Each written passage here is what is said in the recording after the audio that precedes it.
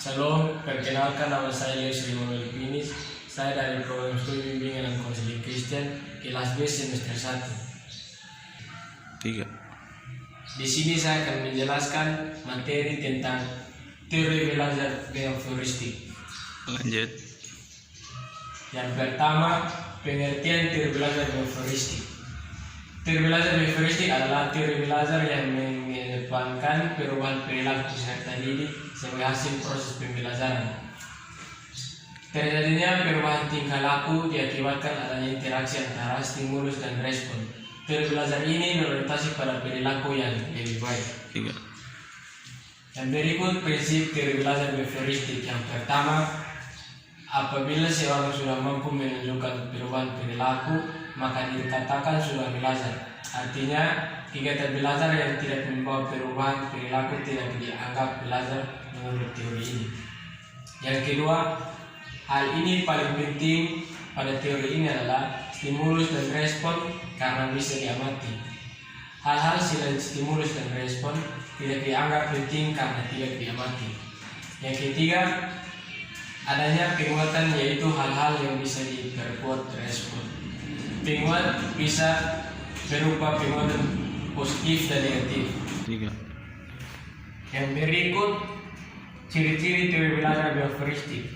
Yang pertama, mengutamakan pengaruh lingkungan. Yang kedua, hasil pembelajaran fokus pada terbentuknya perilaku yang diinginkan. Yang ketiga, mementingkan pembentukan reaksi atau respon. Keempat, bersifat mekanistis atau dilakukan dengan mekanisme tertentu, misalnya meminta maaf. Yang kelima, menganggap latihan itu adalah hal yang penting dalam proses pembelajaran. 3. Yang berikut contoh teori belajar behavioristik. Yang pertama, guru menyusun materi atau bahan ajar secara lengkap, mulai materi sederhana sampai kompleks. Yang kedua, selama mengajar, guru lebih banyak memberikan contoh berupa instruksi. Yang ketiga, jika guru menjumpai adanya kesalahan, baik pada materi maupun para peserta didik, maka akan segera diperbaiki. Yang keempat, guru lebih aktif memberikan latihan agar terbentuk kebiasaan yang diinginkan. Yang kelima, guru memberikan evaluasi berdasarkan perilaku yang terlihat. Yang keenam, guru harus mampu memberikan penguatan baik dari sisi positif dan negatif. 3. Kelebihan teori belajar behavioristik. Yang pertama, peserta didik dibiasakan untuk latihan dan praktik yang di dalamnya semua unsur kecepatan, spontanitas, kelenturan, refleks, dan daya tahan. Yang kedua, mampu mendorong peserta didik untuk berpikir linear dan konvergen.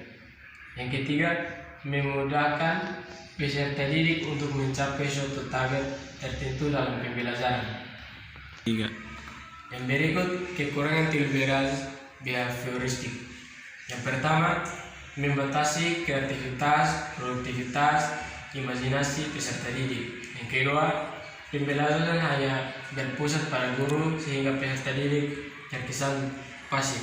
Yang ketiga, berpotensi menimbulkan hukuman verbal dan fisik seperti memberi hukuman peserta didik yang melanggar aturan atau bahkan menjewer. Hukuman semacam itu justru bisa berkaitan buruk pada perubahan perilaku peserta didik. Yang keempat, timbul kesulitan untuk menjelaskan kondisi belajar yang kompleks karena hanya beracuan pada stimulus dan respon. Sekian dan terima kasih.